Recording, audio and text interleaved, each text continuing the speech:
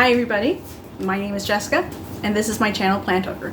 Now as you can see by the background, I'm not in my usual place. We're back at my friend's house. It's a year ago, I think it's actually next week. It'll be a year from next week that I did a video collab with them and I had done it on the Kalanchoe.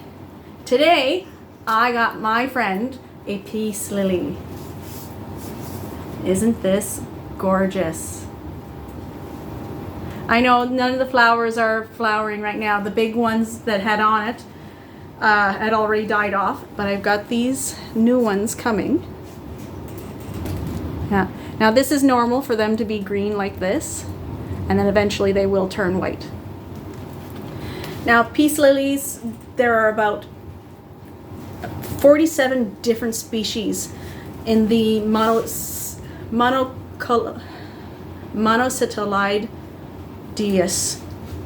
plant kingdom, also part of the Araceae family, which means they are toxic to cats, dogs, us, horses, you name it. However, they are more toxic to cats and dogs than they are to us. Like if we were to accidentally eat one, don't, it would give us mouth irritation and possibly a little bit of heartburn and cause us to throw up. However, in cats and dogs, it'll give them full-on kidney failure. So keep these away from your kitties. And this is why I'm giving it to my friend, because we love Gwen, my suicidal cat. So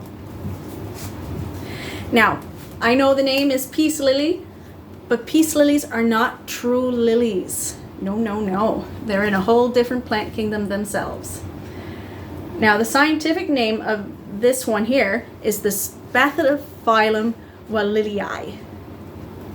That's your most common peace lily. The second most common would be the domino peace lily. Native to the tropical regions of the Americas and Southeast Asia. So is a tropical plant, likes the heat, but not dry heat. Is a high humidity plant. And if you don't want to miss them, if you have a bright bathroom, this is the perfect plant for there.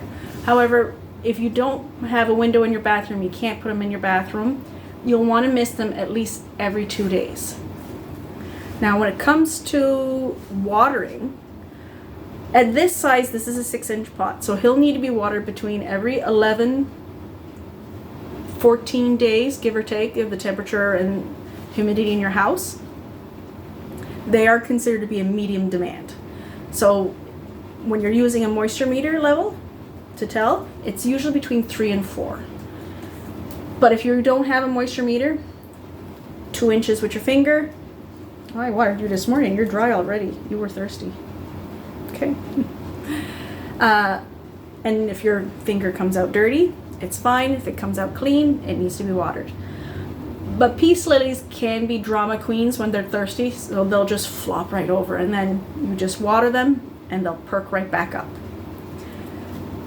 Now NASA actually did a study on peace lilies, the same study that spider plants were part of, to where they could remove certain contaminants from the air.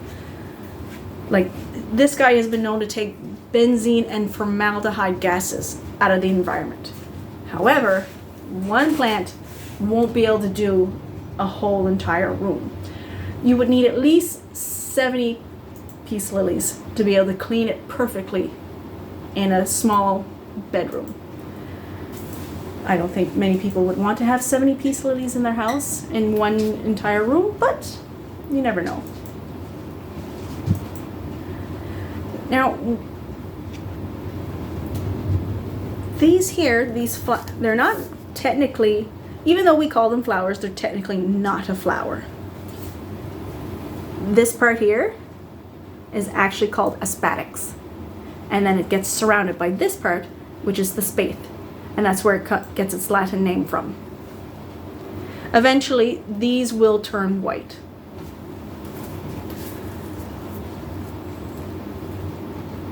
Fertilizing is a must for these. However, when I up-potted him and got him ready for my friend, I made sure there was enough earthworm castings in this, so he shouldn't have to worry about this guy for the next year or so.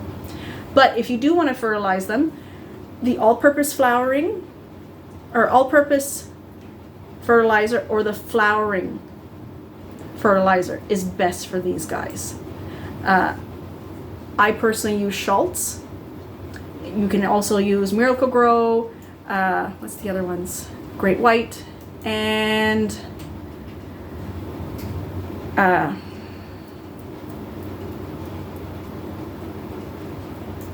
it's All Farms.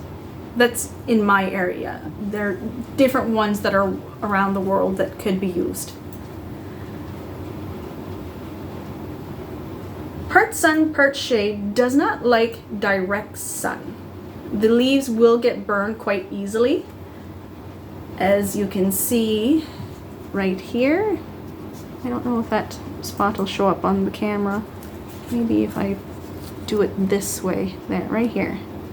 That spot right there, that's a sunburn, because I put him in a south-facing window before I realized they like part sun, part shade. So luckily I caught it in the nick of time, so where it didn't burn too bad. So not directly in the window, but to the side of the window. Now, ideal temperatures for the sky is between 18 and 24 degrees Celsius. And the hardiness zone that they thrive in is a 9B. But unfortunately, here on Cape Breton, where we're between a 5A, 5B, this guy can only go outside between June and September. Any other time, he will die. But June and September, if you want them to be out in the open, get good rainwater, get good light, good bugs in case you're worried about pests, because these guys can be plagued with fungus gnats, mealybugs, and spider mites. Not 100% sure about thrips, because when I went looking I really couldn't find anything about thrips for peace lilies, so I can't guarantee that. I wouldn't be surprised, because thrips pretty well nearly kill everything. I know this from personal experience. Now when it comes to soil, I currently have this guy in my special mix. It's a mixture of all-purpose orchid bark and perlite with a little bit of earthworm castings. But some of the best soils for him are coco coir, peat, and the tropical soil. I would stick more to the tropical and coco coir than the peat, because unfortunately with peat moss, they decimate swamps, it's not renewable, while coco coir really is. So is sensitive to drafts, doesn't like cold air. They are, I would say they are a perfect first-time plant for first-time plant owners, because they're worldwide. If it dies, you learn from your mistake, and then you go on to the next one, because I've done that lots of times myself. Not with peace lilies, but with other plants. Now this one here is about, how tall did I measure him at? He's about 12 inches tall, which is 30 centimeters, but they can be as small as 8 inches to as tall as 6 feet. So 8 inches would be 20 centimeters to as tall as 180 centimeters. And he is about 15 inches wide, which is 40 centimeters, but they can be as compact as 10 centimeters, about 4 inches, to as wide as 180 centimeters, 6 feet. So they will get big and beautiful. I wish I could keep them, but I can't. Now, some of the most common problems with these guys are, of course, if this part here stays green when it flowers, that is a sign of over-fertilization. And the best way to help that is to either repot or keep drowning it till all the fertilizer comes out. Another issue would be yellowing leaves, and that could be either overwatering or underwatering. So you would have to investigate to make sure which one it is, because it'll do it for both. Now, another one would be either no flowers, or the flowers are falling off very rapidly. That is a sign of inconsistent light. So it doesn't necessarily mean to go and stick him in more bright light. It basically means that he might need a little bit more than what you're giving him. So, but yeah, it is a dandy plant. I really enjoy taking care of him. I'm sure this guy's going to be glad to not be behind glass anymore, because Gwen was really interested in him. But he's going into good hands. Or at least I hope he is.